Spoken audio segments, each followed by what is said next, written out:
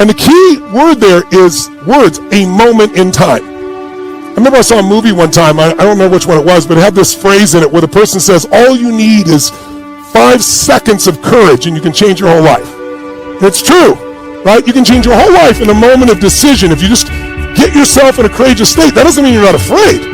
Courage doesn't mean you're not afraid. Courage means you're afraid, but you do it anyway, right? So the bottom line is a breakthrough is that moment in time. So now my question is, what is the trigger for a breakthrough? Raise your hand if you have an area of your life in the past where you struggled. You were frustrated, you wanted to lose weight, you didn't do it, or stop smoking, you didn't do it, or a relationship thing, or a business thing, and you're mad at yourself because you kept saying you're going to do it and didn't follow through. Who's ever done this before? Raise your hand if you know what I'm talking about. Awesome. So raise your hand and say, I, if there's an area you struggle with over and over again until one day, finally you went, no more. Not another day, not an hour, I'm changing this now, and you did something about it and changed it. Who's done that? If you did, get your fist up here, hand up here, and say, I. Say, I. Wait, because I want you to know, I'm not going to teach you something you haven't done. I'm going to teach you how you've done what you've done in the past so you can do it again. So that moment in time was triggered by something. Something triggered you to finally change it. I'm wondering if you remember what it was. And something that made it possible to change it. So here's what I'm going to ask you to do right now.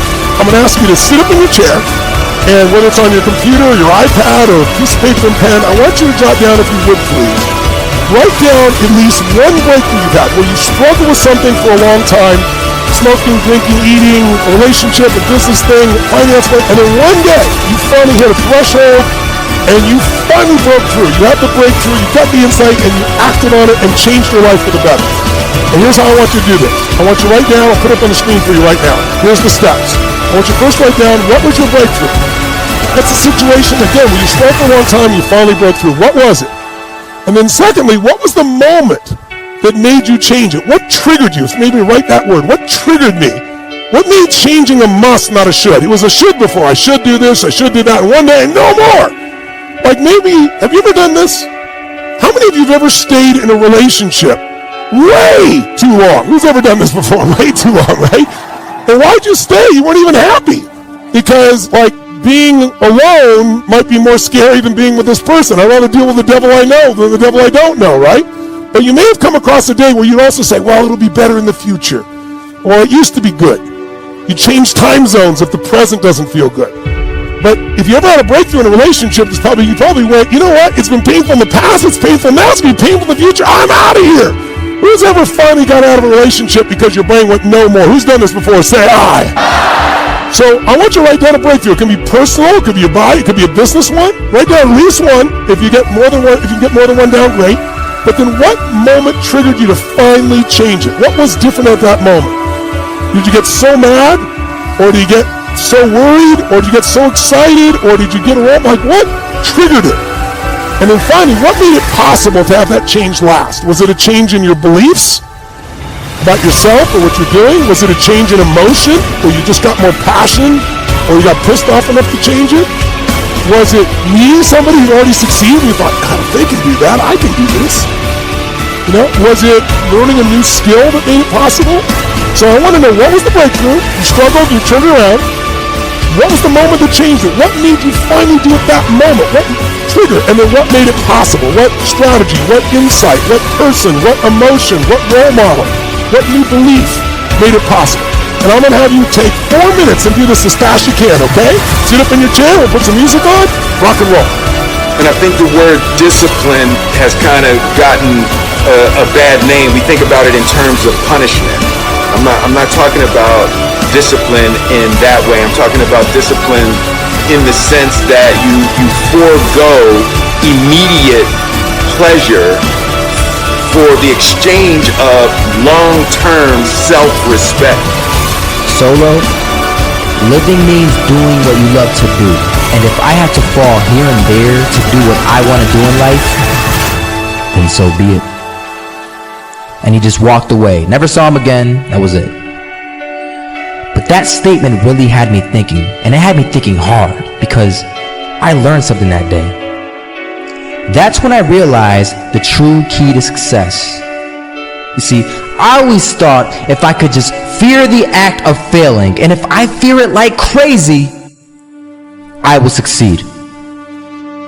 Because I thought the fear would magically motivate me to get out there and start taking action. God has never made a mistake. He's never made one mistake. Alright? So it ain't about one play, it ain't about nothing. This year, we did what we were supposed to do. We fought as a team. We fought as a team. There will be one Super Bowl champ crown at the end of this year. That's it. So the way we feel, somebody gonna feel like that tomorrow, and somebody gonna feel like that in a week. That's a fact. And the fact is, we got to come back and go to work to make sure we finish it next time. That's all we gotta do. Joe, you played your ass off. You hear me, man? I'm telling you, man. Don't ever drop your head when it comes to a loss, dog. Because there's too much pain outside of this that people really going through. This right here makes us strong. Let's understand who we are as a team. Let's understand who we are as men. And let's make somebody smile when we walk out here. We got the opportunity to keep going, man. Let's be strong as a team, man. Let's get it to Ravens on 3. I'm ready to talk to you about you. I'm ready to talk to you about compromising your life. When are you going to stop compromising your life for what everybody else wants you to do? It is your life. Stop trying to sit there and trying to impress everybody. Stop trying to be everybody's friend. Stop trying to make everybody's day. If you want to do that, then you should give out lollipops and candy. That's not what life is made of. That's not what life's about. It's not going to be easy. There are moments when you're going to doubt yourself. There are rough times are going to come, but they have not come to stay. No matter how bad it is or how bad it gets, you've got to make it your personal business to make it happen. If you attempt to do something beyond that which you've already mastered, you will never grow. What is it that you looked at some point in time and you decided that you couldn't do it? That you talked yourself out of it? You're waiting on your next door neighbor to make it happen for you. It may not happen. If you're waiting on your mother or your father, they may be so ancient in their thinking that they don't understand this opportunity that you have. And if you're waiting on them, it may never get done. You don't beg average people to be phenomenal. You don't beg good people to be phenomenal. You just are phenomenal, and you will attract phenomenal. What reason can you remember that you can call on, that you can reach on, that can make you get back up? You can come out defeated, giving up on your dreams, or you can come out with a new passion, a new fire, excited about the new opportunities in front of you. Don't just go through it, grow through it. That thing that you've dreamed about can be real, and when you have that, that's when you're going to have the energy that you need to push and to fight and to go through all of the difficult things that you're going to have to get on the other side and make that dream real. I've been getting asked lately about the struggles people are going through with self-doubt, not believing in themselves, negative thoughts about themselves. And I believe the solution to self-doubt is to build something bigger than that doubt, which is to build our self-confidence. And one thing to know about the fact that you doubt yourself is, one, I struggle with it as well. One of the reasons I've had to go learn to build all these tools for myself is because in my life, my baseball career, my academic career, my business career, my speaking career, I've been riddled with self-doubt. That creeps up all the time in our lives. Am I enough? Am I good enough? You weren't born doubting. You weren't born discouraged. You weren't born thinking negative things about yourself. Those were thoughts that were placed in you and given to you by an external source at some time in your life. It could even be our parents.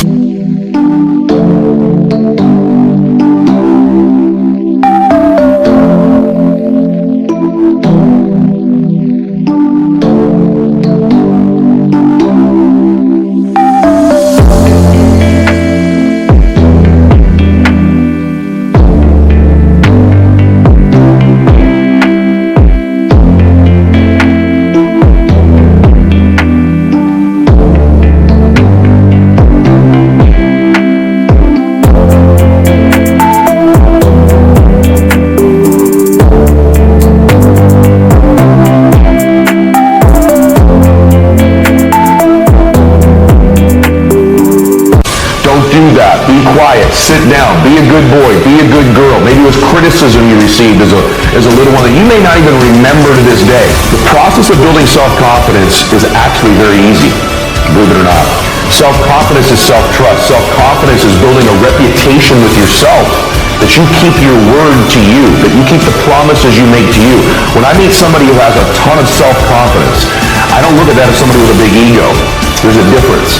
Somebody with self-confidence has a reputation with themselves that I do the things I say I'm going to do. That's where self-confidence comes from. When I meet someone who's not self-confident, I know this is someone who has consistently made promises to themselves they've not kept.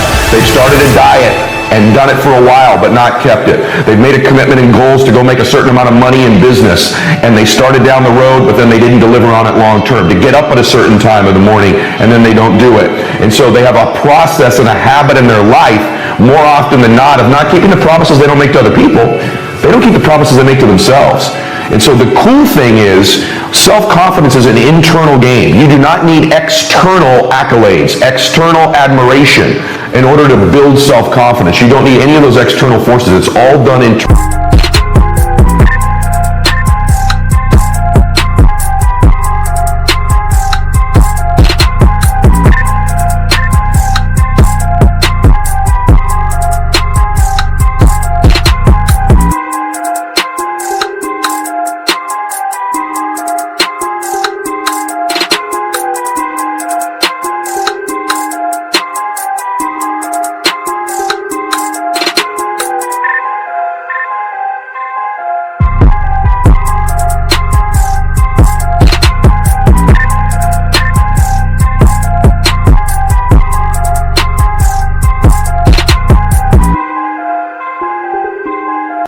You control this. And you control this by beginning today to keep the promises you make to yourself. And you have to stack the deck in your favor. Stack the game so you win. It's not good enough just to keep the promises you make to yourself.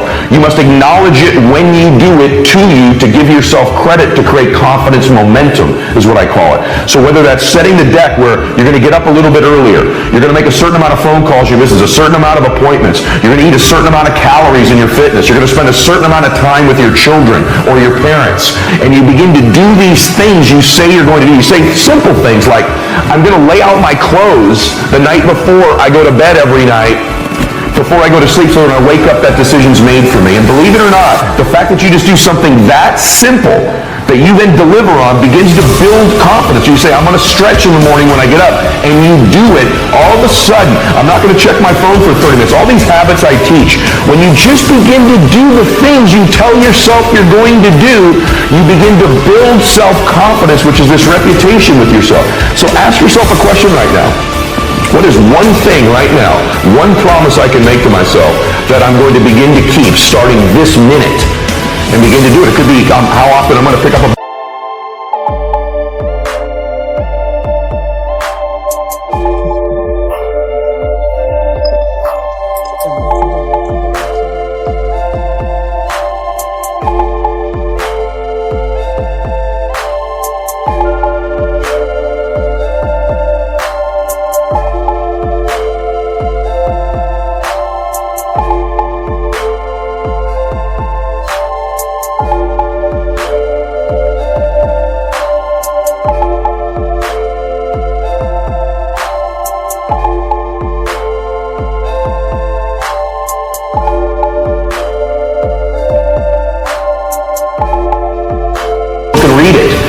you begin to stack things you commit to do, and then you deliver on them, and you acknowledge them to yourself.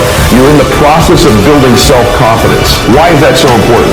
Of all the athletes I coach, when my athletes are performing at their peak level, there's their highest self-confidence level. In fact, I love when I watch some of the athletes I coach get interviewed, and they kind of do this aw-shucks, humble routine in their post-game interviews. Yeah, just part of the team, I could have done a lot better today. But inside, I know these people are incredibly self-confident people. Any of you athletes listening to this, you know this. The great athletes you know have incredible amounts of self-confidence. You have to believe in you when it's a battle, when you're a hitter against a pitcher, or when you're a quarterback against a defense, or you're a defenseman in the NHL against their best offensive player, or you're a golfer and you have to make a 9-foot putt to win a tournament, right? You better have self-confidence. In fact, the separator, more often than not at the highest level in sports, is not they're a better shooter or a better putter or throw the ball a little bit faster, because everybody throws hard in the major leagues nowadays, it seems, right? That separates their self-confidence. It's true of being a parent. It's true in being a business person. It's true in every area of our life. The separator at the top levels is self-confidence.